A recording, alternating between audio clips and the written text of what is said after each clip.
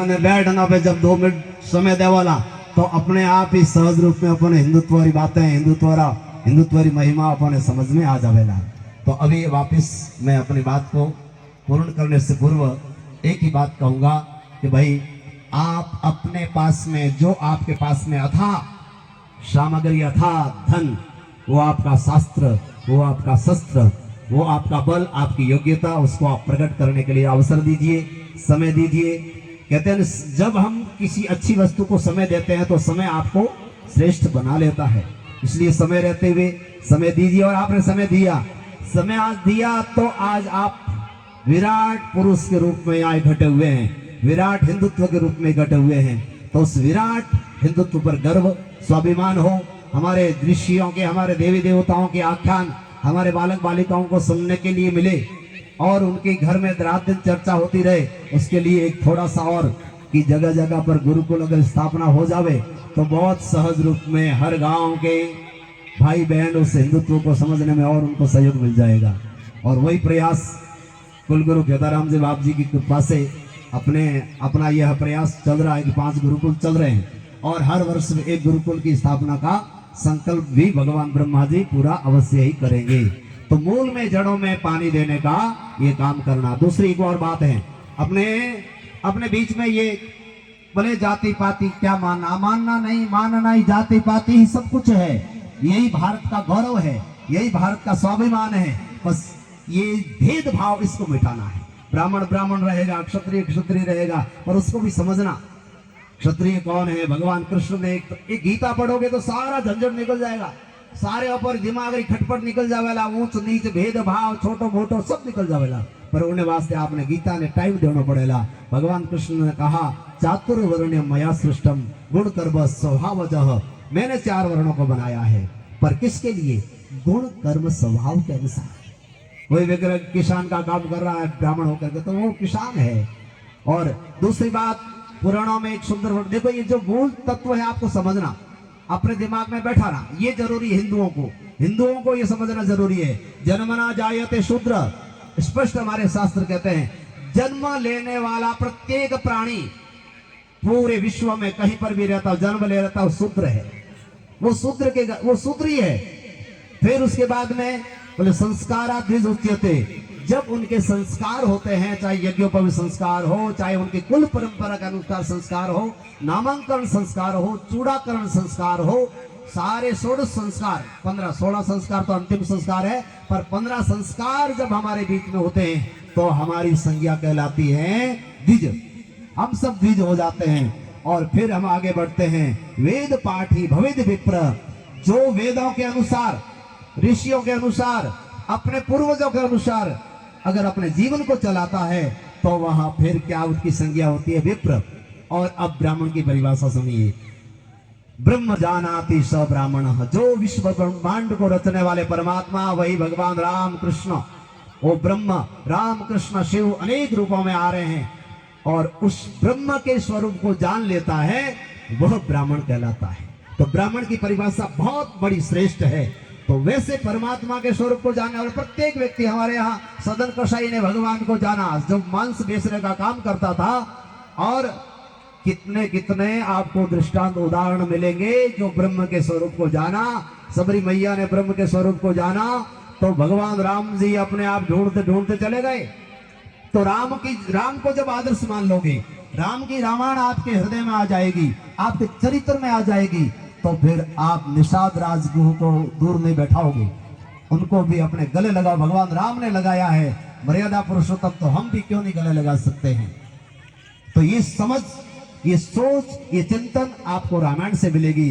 राम ने सबरी मैया के जूठे बेर खाए तो वो आदर्श आपको मिलेगा कि कौन क्या पराया हो सकता है, कौन बड़ा हो सकता है, कौन छोटा हो सकता है। इसलिए इन छोटी छोटी बातों से बाहर निकलना, सामाजिक समरसता हमारे भीतर हृदय में आए और सब लोग उस विश्व ब्रह्मांड नायक भगवान राम के उपजाए हुए हैं, कृष्ण के उपजाए हुए हैं। सबको हृदय से, प्रेम से, सबके साथ में प्रेम से रहिए, प्रेम से चलिए और गीता रामायण को आदर्श मानिए। और दूसरा, प्रकृति पर्यावरण के लिए तो आप किसान लोग पूरा मेहनत कर ही रहे हैं प्रकृति को बचाने के लिए। और प्रकृति बचेगी तो हम लोग बचेंगे। गौ माता की सेवा में आप सब लोग लगे हैं। पूज्य महाराज जी ने अभी बताया वो घटना हृदय को बड़ा विदारण करने वाली है, पर इसका भी हल आपके बीच में ही है, हम ही लगाना है। कहीं बाहर के लोग इसका लगाने वाला नहीं है। जहाँ घटना हुई है वहाँ के लोग ही अगर प्रयास करेंगे तो इसका संभव हो सकता है। अभी हम सबको यह बड़ा हर्ष का विषय है कि इस हिंदू जागरण के माध्यम से हम लोग अपने आप को जगा रहे हैं, और आपने अपने आप को जगा लिया। जाम्बवंत जी महाराज ने हनुमान जी बड़े अथाह शक्तिशाली हैं, पर भूल गए थे बल विद्या भूल ज्ञान को। तो जाम्बवंत जी महाराज ने इशारा करिया, अरे हनुमान तो क्यों चुपचाप बैठा है, तो बड़ा बलशाली है। तो हनुमान जी महाराज तुरंत समुद्र लांग गए। उसी तरह से यह संघ के द्वारा या संतों के माध्यम से आपको भी थोड़ा सा इशारा कर रहे हैं। अपार शक्ति, अनंत शक्ति आपके इस दिमाग में, आपके बाहों में, आपके हृदय में भरी हुई है। उस शक्ति को समय रहते हुए प्रकट करने का अवसर अब हम सबके बीच में आया है, और उसमें आप और हम सब लोग लगे हैं। बस अंतिम में मैं बात कह करके अपनी वाणी को विराम करूंगा।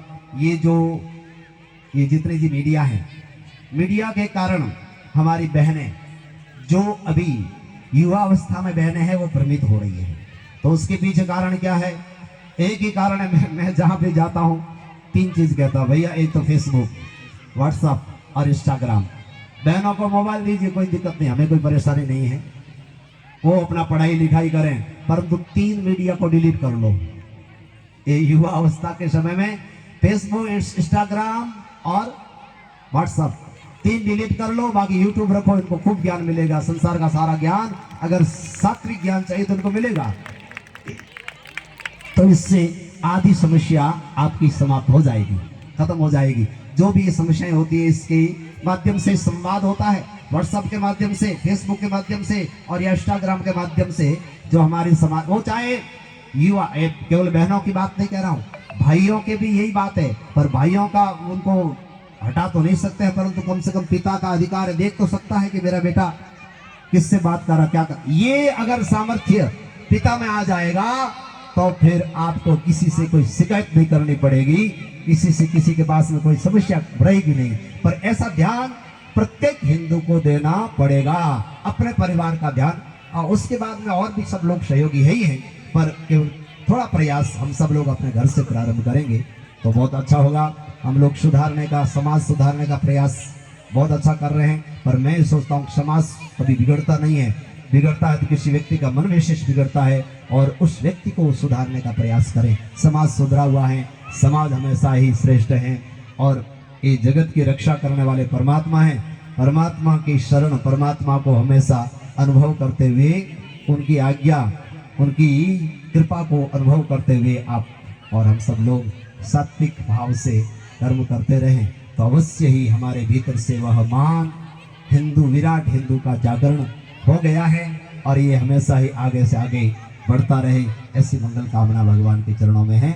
और नित्य करें धरती माँ वंदन, माता पिता गुरुवर अभिनंदन। बस धरती माता को प्रणाम से लेकर के माता पिता की सेवा में अगर आप लोग लग जावें तो आधी से ज्यादा समस्याएं खत्म हो। जिस घर में माँ बाप दुखी है और आप बड़े बड़े मंदिरों की पूजा पाठ करवाते कोई फल नहीं है, भगवान स्वयं कहते हैं। इसलिए माता पिता की सेवा, सास ससुर की सेवा, ये, और विशेष करके कुछ बहनों का भी, देखो हमारा ये पूरा शकल हिंदू धर्म है, और हिंदुओं का ये जो महानता उनके चरित्र का ही बल है, उनका ओज का ही बल है। और इस बल के बार अपनी परंपरा के अनुसार हर परिवार ध्यान देंगे तो अवश्य ही समस्याओं का समाधान हम सबके भीतर हो जाएगा। बोले रामचंद्र भगवान की, भारत माता की जय हो।